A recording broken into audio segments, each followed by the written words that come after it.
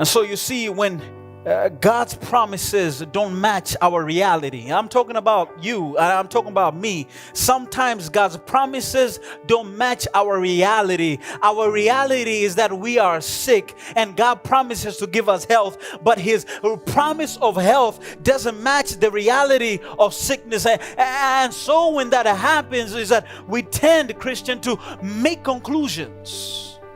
We conclude on a situation. You see, my life is always going to be careerless. My life is always going to be filled with sickness. That's who I am. It is human to conclude, your life has been going, you haven't had a job in 5 years.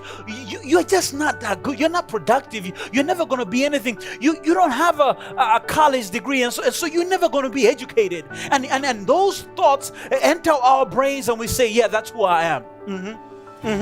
That's who I am. And so we make conclusions because what God promises is so up there. It seems like it's up in the sky. It doesn't translate to this earthly existence. And so we conclude and we say, yeah, that's who I am. Make conclusions. And you see, in verse number 2, Abraham asks a question.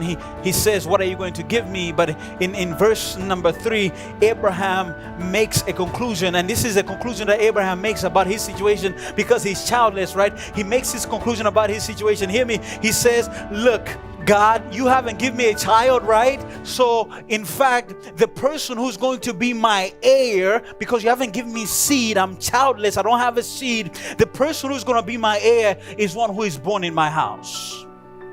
This Eliezer of Damascus, that's going to be my heir. And so our conclusions are like this: Lord, because you haven't given me a wife, therefore I think that I'm unlovable. And therefore, because I'm unlovable, I'm just going to live my life any which way. I'm not going to care about this or that. You understand what I'm saying?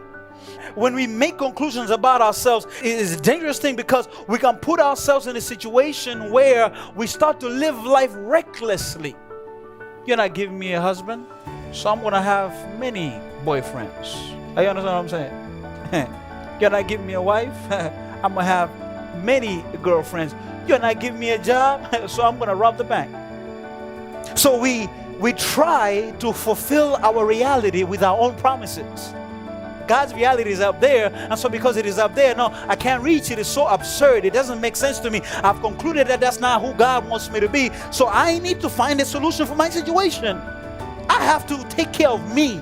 God is not taking care of me, so let me take care of me. It's about time that I do my own thing. And so life now becomes disjunct, and we create this chasm that God stays over there and we live life over here.